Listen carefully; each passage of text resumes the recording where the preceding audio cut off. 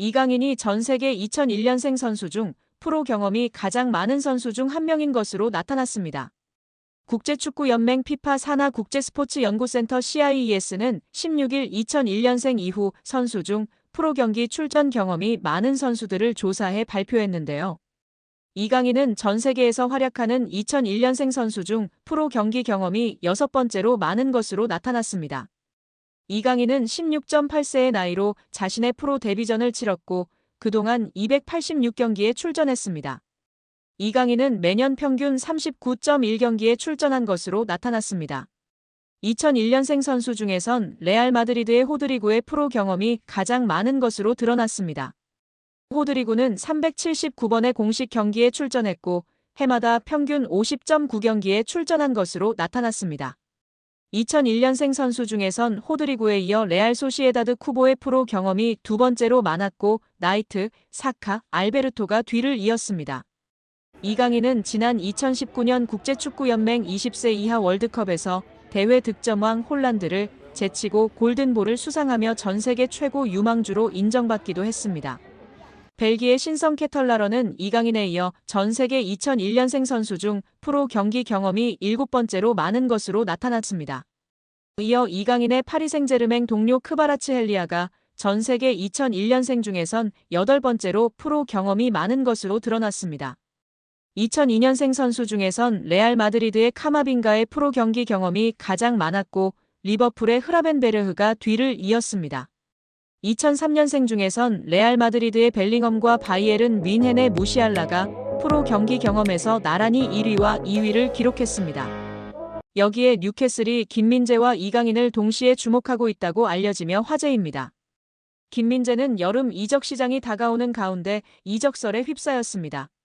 아킬레스건 부상을 당했음에도 온전히 회복을 하지 못하며 계속해서 경기를 뛰면서 점차 경기력이 떨어졌고 자연스레 이적 가능성이 전해졌습니다. 독일 FCB 차이퉁은 첼시뿐 아니라 뉴캐슬과 유벤투스도 김민재를 주시하고 있다고 설명했습니다. 특히 글로벌 매체 포포투는 24일 뉴캐슬은 김민재의 에이전트와 구체적인 대화를 나눴다. 뮌헨은 적절한 금액이 제시되면 김민재와 이별할 것이다라고 전했습니다. 매체에 따르면 뮌헨은 김민재의 몸값으로 5,500만 유로 약 890억 원에서 6천만 유로 약 970억 원을 요구하고 있습니다. 뉴캐슬의 김민재 영입설이 더욱 흥미로운 이유는 이강인에게도 관심을 보이기 때문인데요. 이강인도 김민재와 마찬가지로 이적 가능성이 계속해서 전해지고 있습니다. 이강인은 실제로 지난 겨울부터 여러 클럽의 관심을 받았고 뉴캐슬의 이름도 포함이 됐었습니다. 당시에는 PSG가 이강인을 매각하지 않기로 결정하면서 모든 제안을 거절, 이강인은 프랑스 리그에 남게 됐습니다. 하지만 겨울 이후 이강인의 상황이 달라졌는데요. 이강인은 주전 경쟁에서 밀리며 좀처럼 선발로 나서지 못했고 자연스레 PSG를 떠날 것이란 전망이 전해졌습니다. 최근에는 재계약도 다시 언급됐습니다. 프랑스 푸실은 PSG의 루이스 캄포스 단장은 이강인과의 재계약을 우선순위로 고려하고 있다고 했습니다. 그러나 영국 기브미 스포츠는 PSG는 이강인의 이적료로 4천만 파운드 약 750억 원을 원하고 있으며 현재 뉴캐슬과 크리스탈 팰리스, 맨체스터 유나이티드가 지속적으로 이강인을 추적하고 있다고 설명했습니다. 여러 보도를 종합했을 때 뉴캐슬은 분명 이강인과 김민재에 관심이 있으며 상황에 따라서는 여름 이적 시장에 둘을 동시에 영입하는 그림이 그려질 가능성도 충분한 상황입니다. 한국 축구의 에이스 이강인이 소속팀인 프랑스 최고 명문 파리 생제르맹에서 수비형 미드필더로 변신할 전망입니다. 물론 최적의 포지션은 아닌데요. 공격적인 능력이 좋은 이강인 입장에선 포지션 경쟁에서 밀린 거나 다름없습니다. PSG 감독도 이강인이 공격 포지션에서 뛰기 어렵다는 점은 인정했습니다. PSG 사령탑인 스페인 국가대표팀 감독 출신 루이스 엘리케가 이강인에 대해 언급한 것이 눈길을 끌고 있습니다. PSG는 23일 리그앙 30라운드 원정 경기를 치르는데요. PSG 입장에선 보너스 경기나 다름없습니다. 이미 24승 5무을 기록, 2위 올랭피크 드 마르세유와의 격차를 22점이나 벌리면서 우승을 확정지었기 때문입니다.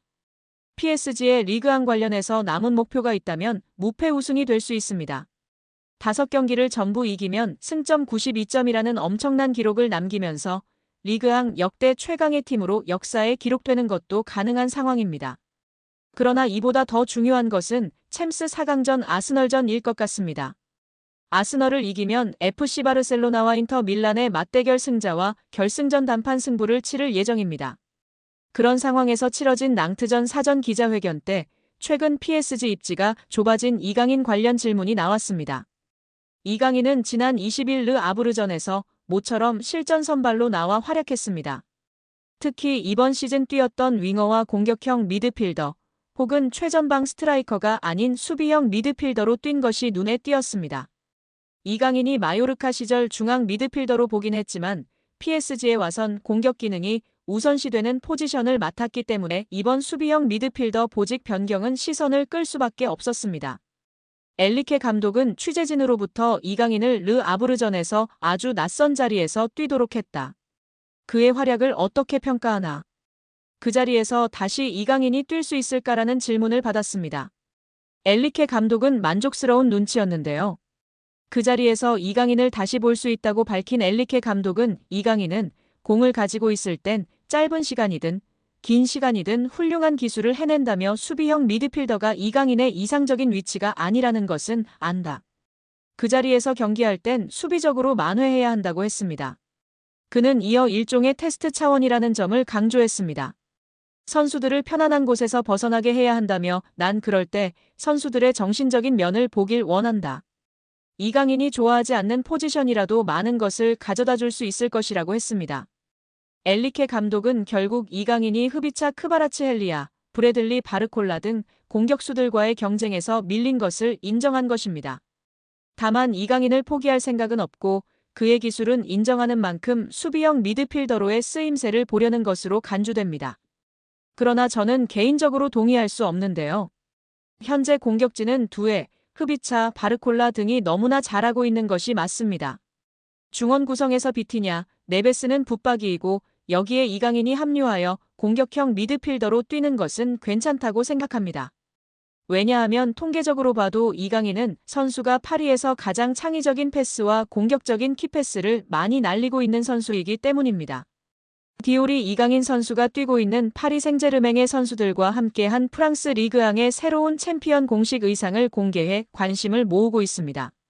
파리 생제르맹은 프랑스 리그앙 조기 우승을 확정하며 4년 연속 우승에 성공했으며 올 시즌 파리 생제르맹 선수들은 파르크 대 프랭스 홈 구장의 레드카펫에 오를 때마다 우아한 품격과 탁월한 스포츠 감성이 어우러진 특별한 디올 제품을 착용해 왔습니다. 10일 공개된 이번 의상은 블랙, 블루, 그레이 컬러로 선보이며 하운주투스 해링턴 스타일 재킷과 조화로운 디자인의 팬츠, 니트 스웨터, 화려한 구단 패치가 장식된 옥스포드 셔츠 등으로 캐주얼한 실루엣을 연출했습니다. 실크타이, 클럽의 로고를 수놓은 캐시미어 스카프 등의 아이템을 공개했고 이 컬렉션의 메인 모델로 파리 생제르맹의 핵심 선수 4인방이 나섰던 것입니다. 덴벨레, 바르콜라, 네베스, 이강인이 메인 모델을 장식했습니다. 이에 축구 팬들은 다양한 반응을 보이고 있는데요. 메인 모델로 이강인을 내세웠으니 마케팅의 진심인 것 같다. 마케팅용으로만 이강인을 활용하냐 떠나자 왠지 내년에도 이적 못할 것 같은데 등의 반응을 보이고 있습니다.